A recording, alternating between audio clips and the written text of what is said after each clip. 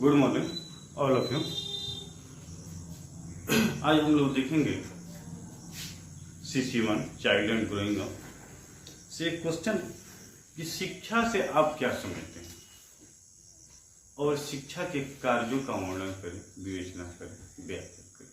कहने का तात्पर्य जो शिक्षा एक जो प्रक्रिया है, शिक्षा से हमें क्या क्या चीज सीखने को मिलती है, शिक्षा के माध्यम से हमें कौन कौन सी बदलाव होती है। अब प्लस शिक्षा क्या करता है, वो कैसे क्या करता है, वो अपना वर्क करता है, कार्य करता है।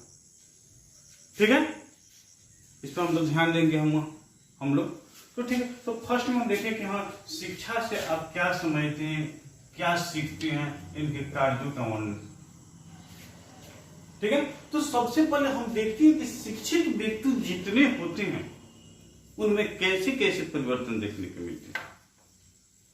उनमें क्या होती है, सहनशीलता होती है, ईगो की भावना होती है, अपने आप को थोड़ा सा क्या करते हैं, वो हट कर महसूस करते हैं।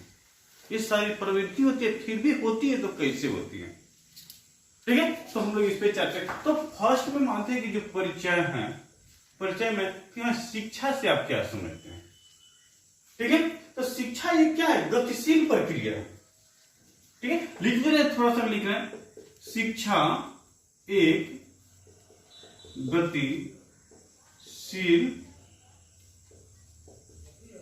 प्रक्रिया है।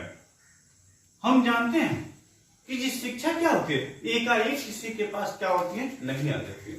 उसके लिए हमें क्या करना पड़ता है, मेहनत करना पड़ता है, पढ़ना लिखना पड़ता है, समझना पड़ता है। तो इसीलिए कहा गया कि शिक्षा क्या है, एक गतिशील प्रक्रिया है। शिक्षा अभी तक अपनी लंबी यात्रा में अनेक सारे परिवर्तन देखने को मिले। बोले हम ही जैसे शिक्षा एक गतिशील प्रक्रिया है। शिक्षा लंबी यात्रा में, लंबी समय से हम देखते आ रहे हैं, उनमें बहुत सारे परिवर्तन देखने को मिलते हैं। तो यहां पे लिखते शिक्षा एक गतिशील प्रक्रिया, शिक्षा को बहुत लंबी समय से देखते और सुनते आ रहे हैं। ठीक है, देखते और सुनते आ रहे हैं, लेकिन क्या करते हैं, शिक्षा के माध्यम से हर व्यक्ति में क्या होता है, अलग अलग रूप में क्या होता है, परिवर्तन देखने को मिलता है। एक समान क्या होता है, सभी में क्या होता है, एक समान परिवर्तन नहीं देखने को मिलता है। ठीक है, ताकि वो समय की आवश्यकता को पूरा कर सके। और यहाँ पे ये भी देख रहे हैं ताकि क्या होता है, एजुकेशन होता है, शिक्षा होता है, समय का पूरा ख्याल रखता है। ठीक है, मनुष्य में जो भी परिवर्तन होता है समय के बिना नहीं होता है, समय के क्या होता है, अनुसार ही होता है, और समय का पूरा ख्याल रखता है। जो विशेष समय में विशेष आवश्यकता की पूर्ति करता है, जो विशेष समय होता है उस समय विशेष आवश्यकता की क्या करता है, वह पूर्ति करता है। यही कारण है कि शिक्षा के कार्यों के बारे में विचारकों ने और शिक्षावादियों ने अपना रूप क्या किया, अनेक रूपों में दिया। यहाँ पे हम देखें, शिक्षा एक गतिशील प्रक्रिया। शिक्षा के क्या करते हैं, हम नाम बहुत पुराने समय से हम क्या करते हैं, लंबे समय से सुनते आते हैं, और शिक्षा के माध्यम से क्या होता है, मनुष्य में अनेक बहुत सारे परिवर्तन देखने को मिलती है। और वह परिवर्तन क्या होते हैं, एक समान क्या होते हैं, नहीं होता।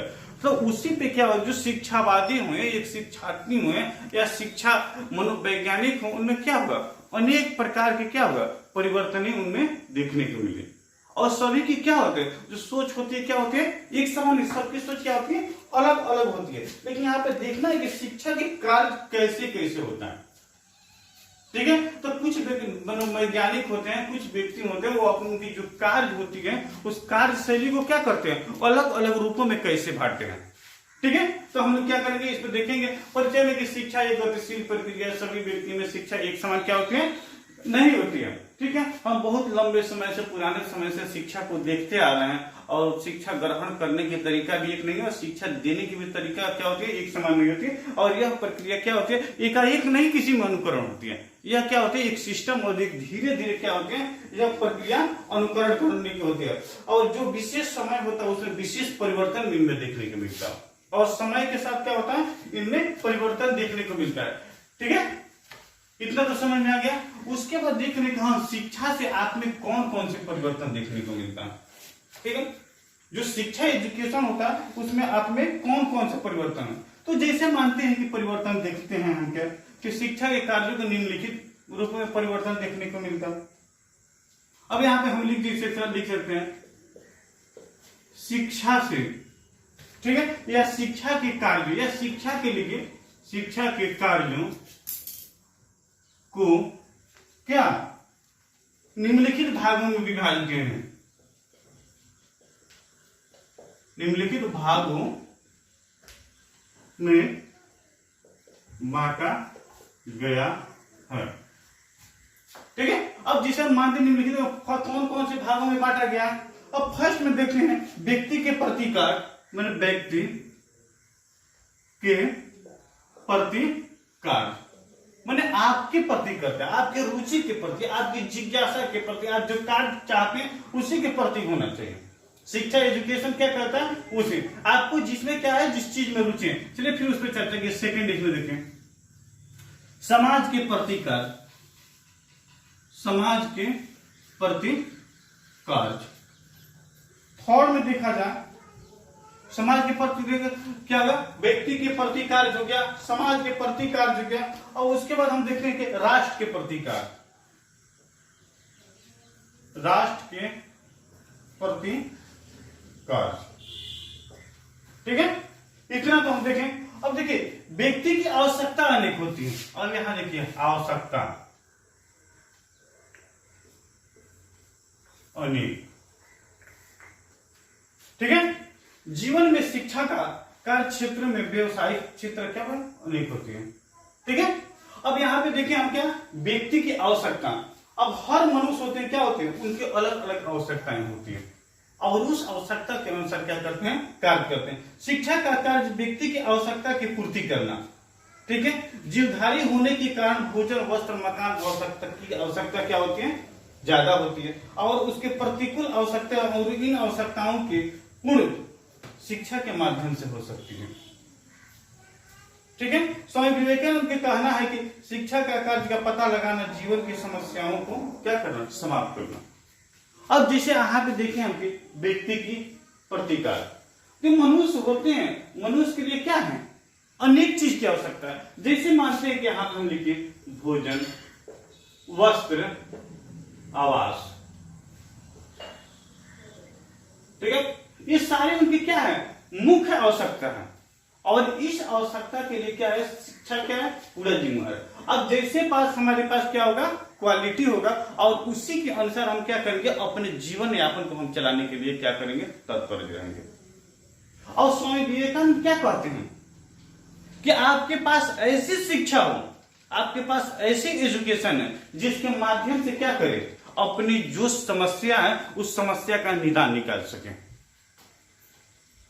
ठीक है, उसके बाद आपका नेक्स्ट पॉइंट है समाज के प्रति कार्य। अब समाज का नाम तो आप लोग बहुत अच्छा से सुने हैं कि समाज के प्रति कैसी कार्य होनी चाहिए।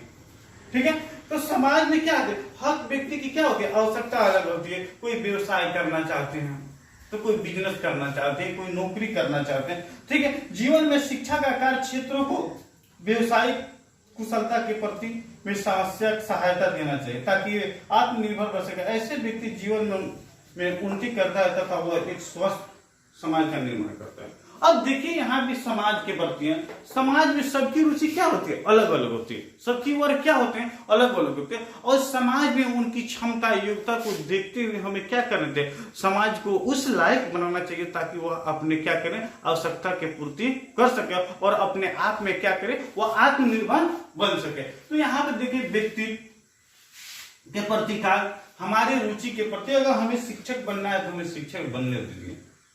ठीक है, अगर समाज के प्रति, अगर समाज में कुछ कमियां देख रहे हैं तो आपके पास एजुकेशन है तो आप उसको मोटिवेट करिए, उस कमियां को समाप्त किया जाए। ठीक है, उसके बाद क्या है, राष्ट्र के प्रति। देखिए ये भी क्या है, बहुत बड़ा पॉइंट है राष्ट्र के प्रति। जीवन में शिक्षा का कार्य छात्रों के केवल उनकी आवश्यकता की पूर्ति के लिए नहीं, उनके भौतिकवादी संपन्नता की सहायता के लिए, ताकि छात्र क्या करे, वो एक संपन्न और तत्पर नहीं बन सके। उनको हमें ऐसी शिक्षा देना चाहिए कि ताकि उनके चलते क्या हो, जो राष्ट्र है उस राष्ट्र का भी क्या हो सके, विकास हो सके। ठीक है। तो बालक क्या होता है, बालक जो जन्मता है वो एजुकेशन जो प्राप्त करता है वो विद्यालय पढ़ता है, वो अपने लिए नहीं, वो राष्ट्र के लिए क्या होता है, तत्पर होता है, एक तैयार होता है और राष्ट्र की जो समस्या होती है उस समस्या का निचोड़ होता है। और व्यक्ति का चरित्र का विकास, ठीक है। और सभी व्यक्ति क्या होते हैं, एक जैसा नहीं होते और सबकी चरित्र, जैसे आप देखिए हम लिख रहे हैं, आप इसको नोट कर रहे हैं तो आप नोट कर सकते हैं। अब देखिए शिक्षा से हमें क्या क्या सीखने को मिली, दो तीन हम लोग पॉइंट देखें। सबसे पहले व्यक्ति अपने प्रति होता है, उसके प्रति समाज के प्रति होता है, उसके बाद राष्ट्र प्रति होते हैं और उसके बाद व्यक्तित्व का चरित्र का निर्माण। अब देखिए यहाँ पे जैसे फोर्थ में है आपका व्यक्तित्व एवं और चरित्र का निर्माण, ठीक है। व्यक्तित्व और चरित्र का निर्माण, चरित्र का निर्माण नैतिक चरित्र का विकास करता है तथा व्यक्ति के जिसके पास जो गुण होते हैं, जिससे वह शुरू होता है, जिससे जो उनकी प्रक्रियाएं होती है क्या होती हैं, अलग अलग रूपों में पाई जाती है, ठीक है। तो हमें हर व्यक्ति को क्या करना है, उन्हें सकारात्मक सोच के प्रति हमें क्या करना चाहिए, उन्हें जागरूक करना चाहिए।